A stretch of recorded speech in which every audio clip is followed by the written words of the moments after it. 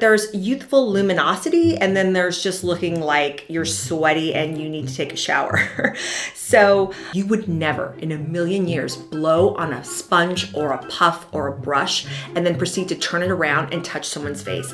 That is akin to spitting in someone's face. All of your spittle, bacteria, all that is now on that applicator and is now being put on someone's face. So that to me was so unbelievably disgusting when I saw Meghan do that. Then he's talking about how wonderful she is, and you know, there's gonna be so much love for Archie, and she loves cooking, and she's even gonna make baby food for him, and it's all just so dramatic and just, yeah, whatevs.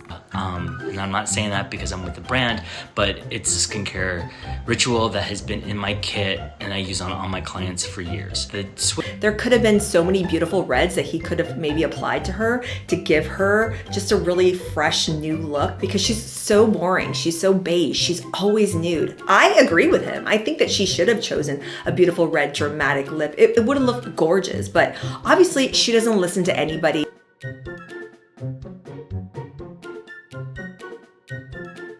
We're gonna touch upon it again a little bit in this video because her makeup artist, Daniel Martin, has now spoken out, and now it is indeed known that he did do that look for her. He was, I guess, on her Instagram stories, she was showing him as part of her glam squad before she went out and got made up. He did the makeup and he's come out and talked about what he did for that makeup. So just for fun, and because you may or may not know, I'm an esthetician and a makeup artist, have been for over 20 years. So I love watching stuff like that to get other makeup artists' perspective as to what they use, how they work, their reasoning behind all of it. And I will give you my hot and juicy take on what I feel about that coming up. But yeah, okay. So it's just, there's just so much. You guys make me laugh. So many comments were telling me there's no way I'm 51. There's no way I'm 51. I am indeed 51 years old, you guys. You're very sweet to tell me that I do not look 51. I do have beauty videos on my channel. I'll go into a little bit on that later on in the video, because a lot of you guys are just so unbelievably sweet, asking me, oh my gosh, what do you use on your skin? I've gotten emails from you guys saying, hey, I'm in my 50s. Hey, I'm in my 60s. My skin's been a problem for me my whole life. What are you doing? You guys asking me for skincare advice, different things like that. I'll get into that a little bit later on in the video, but I do have skincare videos on this channel. I do have makeup videos on this channel. They're in the playlists. I wanted to talk to you guys about the video that Daniel Martin, who is Meghan's makeup artist, posted after Paris Fashion Week, where he describes the products and the technique that he used for her luminous look. To me, it wasn't luminous. To me, it looked sweaty and overdone, and something that I firmly believe that mature women should not do with their makeup. Yes, a certain amount of highlighting and luminosity to the skin gives a nice youthful and shiny look. I personally don't like an overly matte face. I do like a face that has a little bit of luminosity, but there's youthful luminosity, and then there's just looking like you're sweaty and you need to take a shower. So Daniel Martin, and you guys may or may not know about Daniel Martin. He's featured in both seasons of With Love, Meghan. I've only watched 2 episodes of season 2. But in the first episode of season 2, Daniel Martin is featured, and there's a scene where Daniel is powdering Meghan's face with a little puff or sponge, and it shows Meghan trying to be cutesy, taking the sponge from Daniel and powder his face in return. But what she does right before she does it is she takes the sponge or puff and she blows on it. Like she goes before she turns it around and starts blotting his face. Way back when I went to makeup artistry school in California, that was one of the very first things that I remember our instructor saying to us is, when you are working on someone, basic hygiene, all tools need to be 100% clean, pristine, all of it. The brushes should be clean and immaculate. All sponges and puffs should be either brand new or washed, like really, really washed. And normally makeup artists, especially if they work on a certain celebrity over and over, they'll have a kit just for that said celebrity and all of that. A lot of us, for example, when we're at home making up ourselves, if we're using a brush or we're doing something, sometimes we, blow on a brush before we apply. That is something that if you do that, you only do that to yourself when you are putting your own makeup on. You would never in a million years blow on a sponge or a puff or a brush and then proceed to turn it around and touch someone's face. That is akin to spitting in someone's face. All of your spittle, bacteria, all that is now on that applicator and is now being put on someone's face. So that to me was so unbelievably disgusting when I saw Meghan do that. And I'm not gonna show that scene because Netflix is absolutely 100% crazed. They just copyright the heck out of anyone that tries to do even like a smidgen of a scene.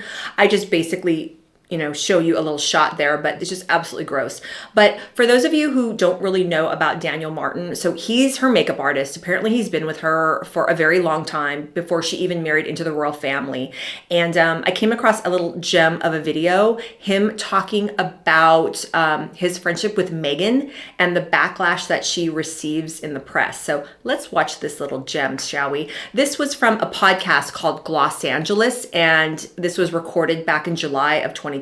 So check it out. It's jealousy, it's racism, it's envy. Yeah. And at this point, I'm like, bring it. Right. And it's funny, for the longest time, a lot of us who are close to her, we didn't know how to navigate all of this. And when the show came out, I think for me, I was like, you know what? If you can't see a friendship that she has with these people on the show, that's on you. Yeah. Fine. It's on me. And so many of us are so sick of that whole you're a racist narrative if you don't like her and you don't agree with what she does and how she conducts herself. That is such an old tune, and it's really amazing to me that people in her camp are still singing that tune. And I have another video from 2019, shortly after Archie was born. This was on a special that Gayle King did, and I think it was called something like Harry and Meghan Plus One or something, because it was, again, right after Archie was born. And, this was even before the Oprah interview. Meghan and her camp were trying to push the poor me, I'm the victim narrative. Everyone hates me for no good reason. So check out this little gem. This one aged like a fine wine, I gotta say. Okay, so I decided against showing the footage. It's from the CBS News YouTube channel. These channels are notorious for copyright striking everything. Suffice to say, he goes on crying, saying, you hear these stories, there's no truth to them, and I know her so well, and I know she doesn't deserve all this negative press. And then he's talking about how wonderful she is, and there's going to be so much love for Archie, and she loves cooking, and she's even going to make baby food for him. And it's all just so dramatic and just, yeah, whatevs. So yeah, this is the same man that in 2019 was crying about his beloved friend Meghan because she didn't deserve all the negative press. But yeah, just to see now in 2025 when he's still trying to champion that same old tired narrative that all of us that don't like her are just horrible, rotten, racist people, whatever. So I'm not going to get too much into this guy. He apparently really, really loves Meghan, and he's very fond of shouting from the rooftops how close they are and how, what a generous, sweet, loving soul she is. He's on her payroll, you guys. So in my personal opinion, what else is he going to say about her? He wants to keep the gig. He wants to continue to be in her employ. So what else do you think he's gonna say? He loves her so much. He's Uncle Daniel to her kids and all that. And I'm thinking, well, you're a makeup artist.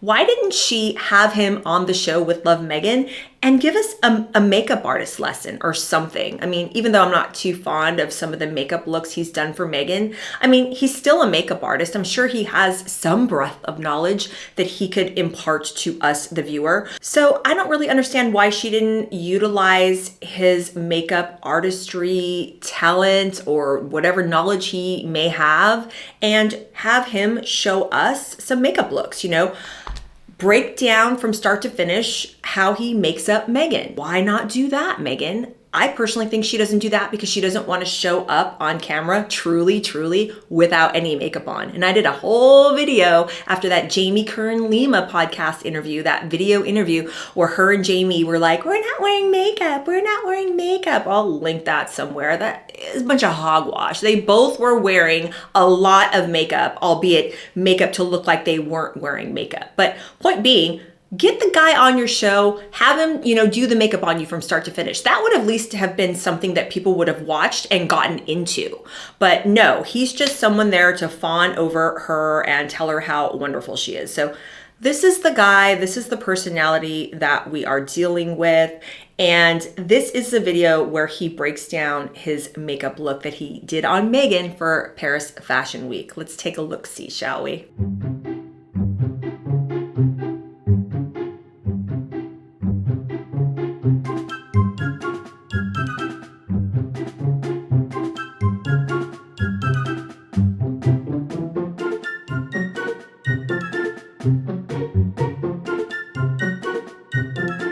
Okay, so I've got it pulled up here and he talks about his technique, the products he used, all of that. It's a little over 3 minutes, but I still think it's worth watching because I've got some opinions on it, both good and bad, to be fair. It's not all negative, but it's definitely something that we can all learn from and agree to disagree on, okay? So let's watch and then comment, shall we? Here we go. Wanted to pop on and say thank you so much for all the love and support. It's been so overwhelming, to be honest. Like, you guys really took to this makeup. So thank you from the bottom of my heart. Ben too, we're just kind of dumbfounded by all the love. But I wanted to jump on here and just kind of share what I used and how I used it. I did my usual skin prep with her, which was a lot of Tatcha. And I'm not saying that because I'm with the brand, but it's a skincare ritual that has been in my kit and I use on all my clients for years. The switch up was I actually mixed the Tatcha Longevity Serum in with the foundation, and I think that added another layer of radiance to her makeup that just made her look even more juicy and glowy. I use foundation a lot with my hands. So when I apply it, I'm applying it like a massage, like I do with my skincare. I'll go in with a brush to add more coverage, and then I use a sponge to blend it out, but I never apply foundation with a sponge, and I never apply foundation directly to the brush to the face. Regarding powder, she has powder only in the T-zone of her face. There's no loose powder all over. I just wanted to knock out the shine that happens in the middle of her forehead and around her nose. And that powder I used was a Paris Berlin press powder. They're a makeup brand local to Paris. You can only get it in Paris, I believe. And every time I'm in Paris, I always go there to shop. It's like a theatrical industry makeup store, which is awesome. Her cheek is the Tom Ford Contour Cream. I only use the contour. I kind of use it like a bronzer. And on top of it was the Tatcha Serum Stick. So it gave that added radiance to that. We just wanted to keep everything light, fresh, radiant. Just flew in and your skin gets dehydrated from the plane. So I just wanted to bring some hydration back into her skin and just bring some life to it. Her lipstick, I had several Tom Ford lipstick options, and the one that she chose was Iconic Nude, which is like this beautiful mauve pink, and we used Makeup Forever lip liner. And that was pretty much it. Her eyeshadow was just like browns, did a halo effect, mascara. I introduced her to this MAC mascara, which she loved. It was all about like beautiful structured brows, keeping everything fresh and polished. When you come from fashion like I do, it's not about the makeup. It's about just looking beautiful, radiant, polished, skin. I would love to get her in a lip one day. Megan, if you're watching this, let's do a lip. I'd love to see you in a lip. But yeah, that's pretty much it. Okay, you guys. So let's just talk about what I believe to be the good parts of this video. So I am in 100% agreement with him that no one wants to be noticed for their makeup. They want to be noticed for just how just fresh and lovely that they look. And he's definitely got an emphasis on skin.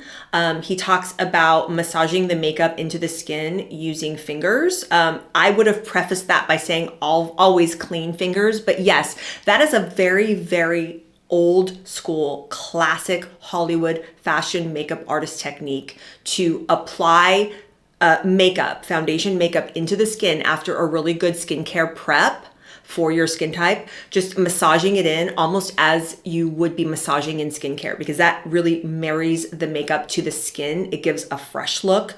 You're less apt to have texture on the face if that happens. And especially if you're a mature woman, like I am at 51 and like how Meghan is at 44. And we'll talk about that. Don't come for me in the comments. So many of you guys are like, she's not 44, she's 51, but we'll get to that. So I like his idea that it should be about glowing and fresh and soft, luminous skin. It should be about great skincare prep. I like the idea of applying foundation with your fingers. I do that very, very often. I do like all of that, but he's talking about, you know, fresh, luminous skin. And again, there's such a thing as fresh, luminous skin, and then there's overdoing it. And there's really no excuse, in my humble opinion, for the amount of shine that that woman had on her face, because he's talking about taking skincare products and blending them with foundations to give a more skin-like luminosity to the skin when you blend those two products and then apply to the face.